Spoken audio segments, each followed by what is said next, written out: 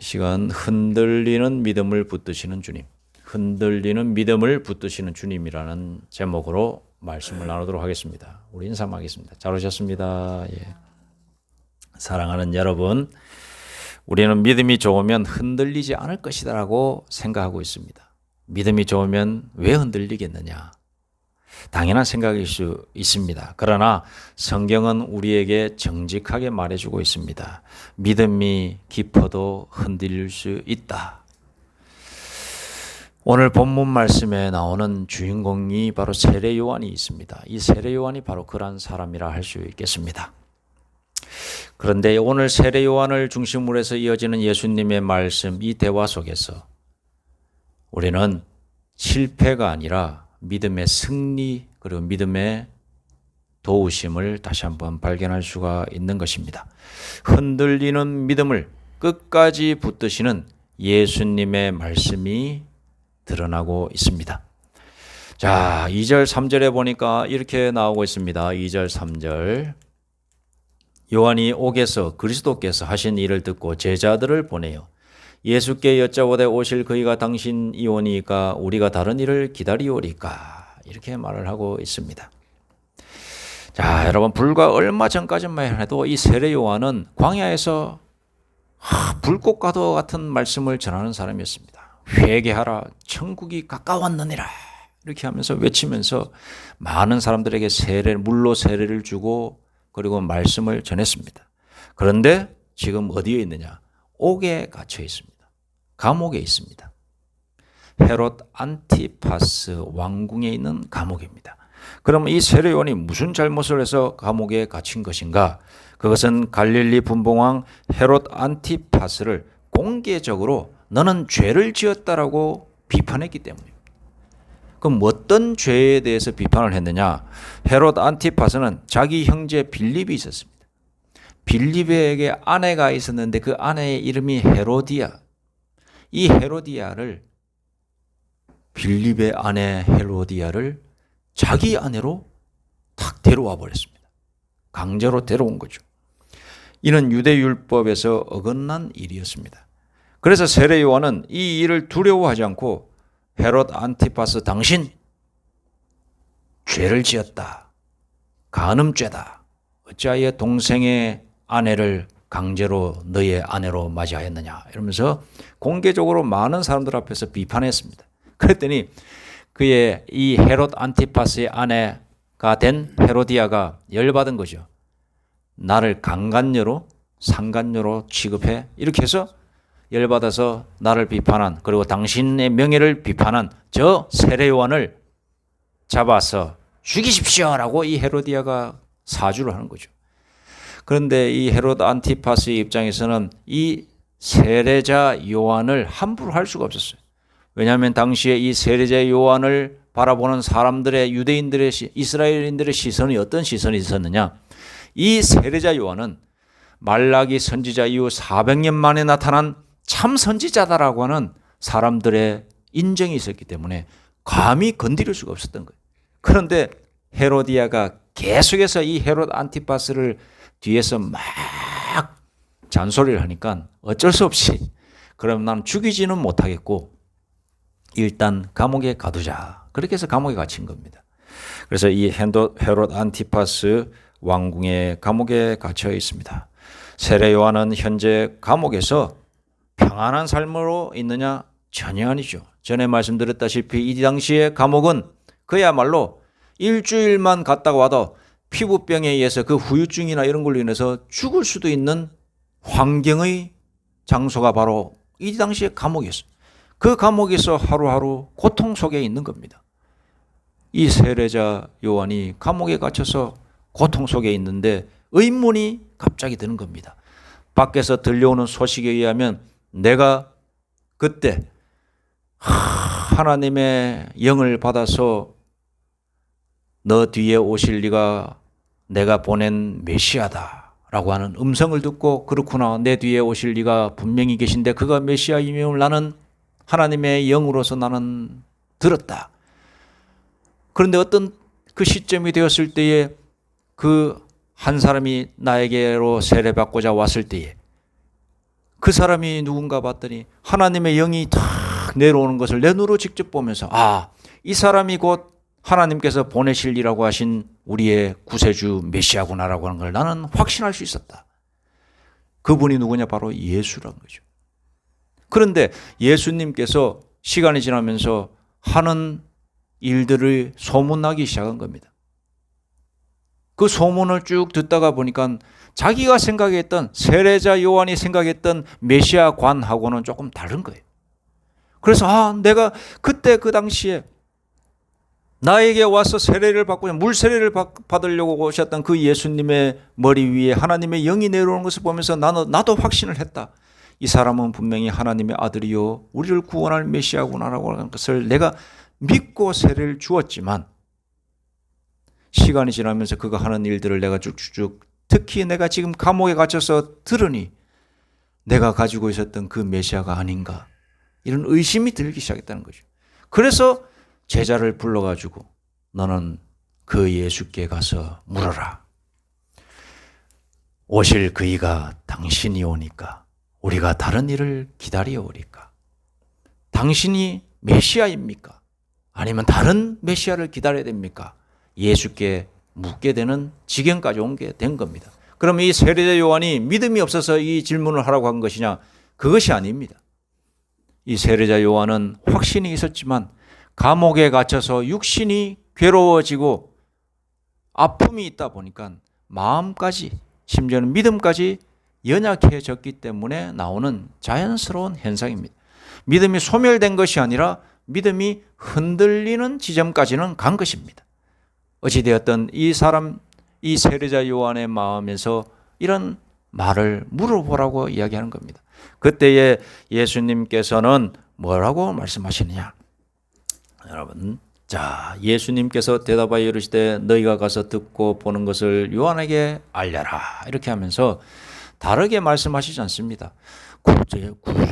자세하게 내가 왜 이렇고 왜 이런 일을 하는지 너는 세례 요한에게 알려줘라라고 그 제자들에게 말씀을 하신 것이 아니라, 너는 내가 행하는 것을, 너희들은 내가 행하는 것을 보고 그냥 그대로 세례자 요한에게 알려줘라, 말해줘라, 이렇게 말씀을 하고 계십니다.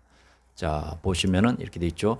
맹인이 보며 못 걷는 사람이 걸으며 나병 환자가 깨끗함을 받으며 못 듣는 자가 들으며 죽은 자가 살아나며 가난한 자에게 복음이 전파된다 하라. 내가 행하는 일을 세례자 요한에게 알려줘라. 이렇게 합니다. 그 후로 세례자 요한이 제자들의 이 말, 이 행위, 예수님의 이 행위를 다 전달했는지 안 했는지는 모르겠지만 전달한 것 같습니다. 그 이후에는 세례자 요한에 대한 내용이 나오지 않고 있다가 나중에 헤롯 안티바스, 헤로디아의 그 잔칫날, 생일 잔칫날, 그가 순교를 당하는 그 시점에서 딱 그냥 세례자 요한이 죽었다라고 이렇게 나오고 끝이 납니다. 그 과정이 어떠했는지 모르겠지만 세례자 요한이 다시 묻지 않은 것이 기록된 것으로 보아 세례자 요한은 이 말씀을 듣고 확신을 얻고 믿음 안에서 그 감옥에서 하루하루 생활하다가 순교의 그날을 맞이했던 것 같습니다. 여러분, 우리가 이 질문을 한 오실 리가 당신입니까? 아니면 다른 일을 기다려야 됩니까? 라고 하는 그 순간 세례 요한의 마음을 한번 우리는 바라보기를 원합니다. 얼마나 혼란스러웠으면 그런 말을 했을까요? 여러분, 그렇습니다. 우리가 상황이 어려워지고 우리 육신이 괴로워지기 시작하면 우리가 가지고 있는 믿음도 흔들릴 때가 있습니다. 우리도 마찬가지 아닙니까? 우리가 가지고 있는 이 철저하다면 철저한 이 믿음조차도 그 상황에 따라서 우리의 믿음도 이 세례 요한처럼 흔들릴 수 있다는 사실을 인정해야 합니다. 열심히 기도했는데 변화가 없을 때, 옳은 선택을 했는데 결과가 아플 때, 그때 우리는 말로 하지 않아도 마음으로 묻습니다. 하나님, 정말 하나님이 맞습니까? 하나님이 고쳐주십니까? 하나님이 해결해 주십니까? 저도 간혹 한 번씩 그런 의문이 들 때가 있습니다. 이게 옳습니까? 여기에 어느 때까지 있어야 됩니까? 이런 질문들. 가만히 있으면서 기도하면서 혼란스러운 상황이 있을 때 그런 질문이 자연스럽게 나오는 것이 사실입니다. 그러나 그것은 당연하다라는 사실을 우리가 알아야 됩니다. 왜냐? 상황이 안 좋으면 모든 사람은 그런 의문을 던질 수가 있다는 사실입니다. 그러나 우리 예수님은 살아계십니다. 우리 하나님은 살아계시기에 우리에게 확실한 대답을 주실로 믿습니다.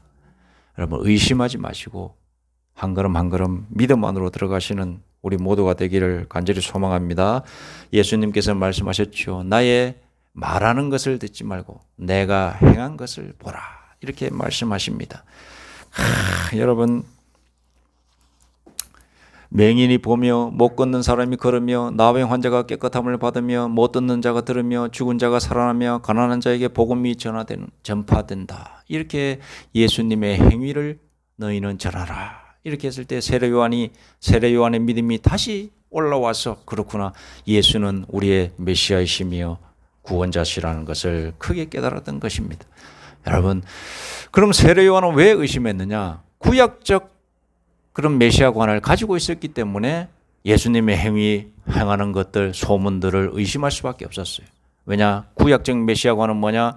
물질적 메시아관이 있습니다. 이 세상을 다스릴 하나님께서 보내실 메시아는 힘과 권력으로 우리 이스라엘을 중심으로 세계를 재편하신다라고 하는 그런 분을 보내주신다. 그러한 힘 있는 자를 보내주신 물질적 힘을 가진 자, 천구 천사를 동원하여서 이 나라, 이 이스라엘 땅을 제1국가로서 만들어주실 그런 영도자를 보내주실 것인데 그것이 바로 참된 메시아다라고 하는 잘못된 생각을 가지고 있었기 때문에 이 세례 요한이 의심할 수밖에 없었던 것입니다. 그런데 우리 예수님은 어떤 분이시죠? 사랑으로 그냥 치유하시고 하나님의 천국 복음을 전하시고 그냥 이상적인 사람으로만 우리가 착각할 수가 있는 것입니다. 그래서 우리가 여기에서 괴리가 있습니다. 우리가 가지고 있는 믿음의 상과 하나님이 원하시는 믿음의 상은 갈라질 수 있다는 사실을 우리는 알아야 됩니다. 우리가 하나님을 믿을 때에 우리가 하나님을 믿으면은 이런 좋은 일들이 생기겠지. 이런 문제가 해결되겠지. 이렇게 하나 둘 셋 넷 이렇게 착착착착 이런 일이 생기겠지라고 생각하지만 그거 잘못될 때가 많이 있습니다. 하나님의 생각은 우리의 생각과 다를 때가 있습니다. 그리고 어쩌면은 아주 우리의 생각과는 차원이 다르시기 때문에 우리가 생각하는 그 믿음의 세계와 하나님이 바라보시는 믿음의 세계는 다르다는 사실을 인정하고 들어가야 됩니다. 그래서 우리가 착각하지 말아야 되는 것은 내가 생각하고 있는 이 믿음의 세계 이 정도 하면 내가 믿을 수 있고 이 정도 하면 내가 믿어지겠지. 그런 생각은 버리고 하나님의 뜻이 무엇일까? 하나님께서 무엇을 원하실까? 하나님 중심의 생각으로 우리가 믿음 생활을 시작해야 되는 것이고 나아가야 됩니다. 안 그러면은 우리 자꾸 마음이 바뀌고 세상 사람들이 교회에서 일어나는 일들 이런 거 보면서 우리가 믿음이 흔들릴 수밖에 없는 겁니다. 그래서 우리는 하나님의 뜻이 무엇인지 항상 생각해야 되는 것입니다. 이사야 55장 8절 9절에 보니 여호와의 말씀이 내 생각은 너희의 생각과 다르며 내 길은 너희의 길과 다르니라. 이는 하늘이 땅보다 높음같이 내 길은 너희의 길보다 높으며 내 생각은 너희의 생각보다 높음이니라. 이렇게 말씀하고 계십니다. 여러분, 세례 요한은 아무리 높아도 사람일 뿐입니다. 예수님은 하나님이자 하나님의 아들이십니다. 그러므로 예수님은 이 세례 요한이 생각하는 것과도 다른 이 구원 사역의 일을 하신 것입니다.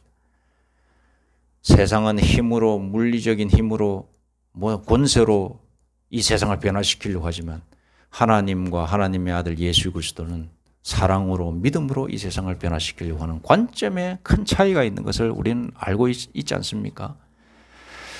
얼마 전에 누군가 이렇게 대화를 하다가 그랬습니다. 우리 믿는 사람들도 정치인이 잘못하면 드러나서 우리가 목소리를 내고 우리 어떻게 한번 힘으로 과시를 해서 변화시켜야 된다. 이렇게 이야기하시는 분의 말을 들었는데 절대로 아닙니다. 우리 예수님은 힘이 없으셔서 십자가에 못 박히신 것이 아닙니다. 우리 하나님의 아들 예수 그리스도께서는 이 세상을 변화시키는 것은 힘으로서가 아니라 사랑, 십자가의 사랑, 희생적 사랑으로서 이 세상을 변화시킬 수 있다라고 하는 사실을 믿으셨기에 사랑으로 죽음에 이르르셨던 것입니다. 그러니까 방식을 우리가 항상 생각해야 됩니다. 우리는 하나님의 방식을 쫓아가려고 해야 되는 겁니다. 우리 믿는 사람들은 좌로나 우로나 치우치지 않고 하나님의 뜻이 무엇인지 발견하면서 나아가는 저희 모두가 되어야 되는 줄로 믿습니다. 나아가서 예수님은 이 의심을 가졌던 이 세례자 요한을 완전히 책망하지 않으셨습니다. 오히려 이해하셨습니다. 그리고 나아가 높여주십니다. 여자가 낳은 자 중에 세례 요한보다 큰 자가 일어남이 없도다 라면서 그를 높여주시는 것을 볼 수가 있습니다. 우리가 믿음이 아무리 흔들려도 우리 하나님께서는 우리의 마음을 이해하셔서 나중에는 높여주시는 분이시라는 사실을 여러분 믿으시기 바랍니다. 우리의 믿음이 아무리 연약하다 할지라도 우리 하나님은 우리의 연약함을 책망하지 않으십니다. 그게 바로 우리 하나님이십니다. 오히려 격려하시고 높여주십니다. 믿음을 잃지 않고 그래도 하나님 자신을 바라보는 신자의 믿음을 대견하게 여기시는 분이 바로 우리 하나님이시라는 사실을 여러분 믿으시기 바랍니다. 여러분 이스라엘의 위대한 왕 다윗 왕 아실 겁니다. 그가 어릴 적부터 하나님 여호와 하나님을 잘 믿었습니다. 그래서 하나님의 그 능력으로 말미암아 한 해 살면서 30살 되었을 때에 그가 이스라엘의 왕이 되었습니다. 이스라엘 왕이 되어서 이제 하루하루 살면서 육신이 평안해지다 보니까 그 평안한 틈 속으로 마귀의 시험이 들어왔습니다. 그때 성적 유혹이 들어온 것이죠. 그 성적 유혹이 들어왔을 때에 넘어져 버렸습니다. 그 성적 유혹에 넘어가서 다른 남자의 아내를 자기 아내로 이 다윗 왕도 맞이하였습니다. 그 맞이하였을 때에 선지자 나단의 책망의 소리를 듣고 그것이 하나님의 음성임을 발견하고 내가 죄를 지었다라고 하는 그 죄 속에서 죄의 음성 속에서 그 꼬꾸라져서 하나님 앞에 회개하는 장면이 나오고 있습니다. 시편 50편에 보니 여호와여 나의 심령을 새롭게 하여 주옵소서 나의 이 죽어가는 영혼을 다시 살려 소생시켜 주시옵소서라고 이렇게 기도하는 장면을 볼 수가 있습니다. 그때에 우리 하나님께서 어떻게 하셨느냐 됐다 이놈아 너는 죽어라 이렇게 하신 것이 아니라 괜찮다 다시 일어나서 나의 일을 하여라 라고 하고 격려해 주시고 북돋아 주시고 다시 한번 이렇게 세워주신 겁니다. 믿음을 다시 이렇게 세워주셔서 너는 이제 새로운 사람이 되어라. 나의 말씀을 전하고 나의 뜻을 다시 한번 깨닫는 자가 되어라라고 다시 한번 북돋아 주시는 겁니다.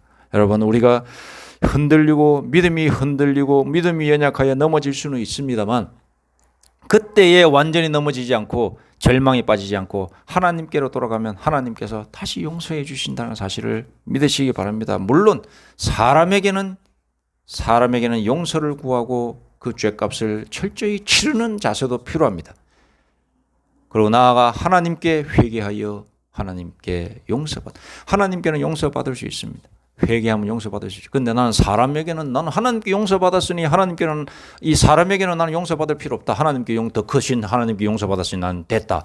이거는 반쪽짜리 용서입니다. 사람에게 지은 죄는 사람에게 죄값을 치러야 되는 겁니다. 그 사람이 나에게 목숨을 요구한다. 나의 목숨을 줘야 됩니다. 돈을 요구한다. 돈을 줘야 됩니다. 하나님께는 회개하면 되지만 그 사람은 나에게 돈을 요구한다. 목숨을 요구한다. 내 팔을 요구한다 그러면 그 대가를 치러야 되는 겁니다. 그게 바로 참된 믿는 자의 회개의 모습입니다. 왜냐하면 우리는 이 땅에 살고 있기 때문에 그렇습니다. 사람과의 관계 속에서 지은 죄는 사람과의 관계 속에서 지은 죄값을 치러야 되는 겁니다.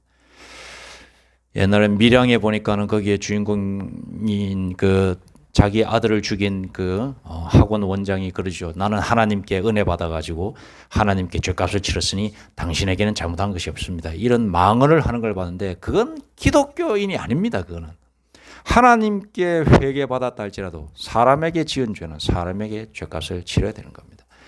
여러분 그것을 인정하는 참된 우리가 균형 있는 그리스도인이 되시기를 간절히 소망합니다. 여러분 우리는 넘어져도 결코 완전히 넘어지지 않는 사람인 줄로 믿습니다. 마라톤 선수가 경기 중 넘어졌지만 포기하지 않고 끝까지 완주했을 때 사람들에게 박수를 받게 되는 겁니다. 우리가 믿음이 연약하여서 넘어질 수 있지만 그래도 하나님께 돌아가서 하나님 앞에서 믿음 생활 잘하면 우리는 또 하나님께로부터 박수를 받게 되는 줄로 믿습니다. 나아가서 우리의 영혼은 또한 더 큰 하나님의 복락 속에서 받아 누릴 줄로 믿습니다. 천국에서는 극히 작은 자라도 여러분 하나님께서 우리를 크다라고 말씀해 주고 계십니다. 예수님께서 이렇게 말씀하십니다. 천국에서 큰 자라도 극히 작은 자라도 천국에서 극히 작은 자라도 이 세례자 요한보다는 크다라고 이런 말씀을 하시면서 마치시는데 이것은 무슨 말씀인가? 이 세례자가 의심 속에서 하나님의 아들 예수 그리스도가 우리의 구세주인지 긴가 민가 모르게 그런 상태에 있으면서 나의 행위를 쭉쭉 듣고 나서 이제는 믿음으로 이제 순교하여서 하나님의 나라에 갔지만 너희가 살아있을 때에 지금 나를 믿고 나라고 하는 건 예수 그리스도를 믿고 내가 하나님의 아들인 것을 믿고 그렇게 살다가 죽는 너희들은 그 세례자 요한보다도 더 큰 사람들이다. 이거 예언적인 말씀입니다. 오늘 우리는 예수님을 보지 않았는데도 눈으로 보지 않았지 않습니까? 그의 행위를 우리는 기록된 성경으로만 통해 보는데도 우리에게는 믿음이 생긴 겁니다. 믿음이 있습니다. 이 믿음을 가진 사람은 이때 이 당시에 예수님을 보았고 예수님에게 세례를 준 사도 이 세례 요한보다도 어쩌면 우리는 더 큰 사람이다. 이걸 예수님께서 간접적으로 말씀해 주시는 거예요. 미래적 선포인 겁니다. 예수님은 내가 진실로 너에게 말하노니 여자가 낳은 자 중에 세례 요한보다 큰 네가 일어남이 없도다. 당시에 살았던 모든 선지자들보다도 더 위에 있는 자가 바로 이 세례 요한이다. 그런데 이 세례 요한도 그러나 천국에서 극히 작은 자라도 그보다 크니라. 천국에서는 극히 작은 자라도 그보다 크니라. 믿음을 가지고 내가 곧 하나님의 아들이요 구원자라는 것을 믿고 죽는 자는 천국에 다 가는데 그 자리에 있는 사람들은 이 세상에서 그렇게 높다라고 칭함을 받던 세례 요한보다도 더 높은 사람이다. 이렇게 예수님께서 말씀해 주고 계십니다. 그러므로 우리는 더 존귀한 자다라는 사실을 아시고 예수님께서 이미 인정하신 분들이다. 믿음을 가지고 있기 때문에 그 사실을 아시고 오늘을 살아가는 저와 우리 모두가 되기를 간절히 소망합니다. 우리가 아무리 연약하다 할지라도 하나님께서는 우리를 세례 요한보다도 더 크게 인정하신 존재들이다 라는 사실을 아시고 이번 한 주를 살아가시는 믿음의 사람들 다 되시기를 소망합니다. 기도드리겠습니다. 거룩하고 존귀하신 하나님 아버지, 저희를 불러서 믿음을 주시고 이 믿음으로 말미암아 구원 영생 얻게 하여 주시니 감사드립니다. 예수 그리스도를 믿음으로 말미암아 우리가 절망에 빠지지 않는 줄로 믿습니다. 이 어렵고 힘든 세상 속에서 하나님을 온전히 붙들며 살아가는 저와 우리 모두가 되게 하여 주옵소서. 예수님의 이름으로 기도드립니다. 아멘.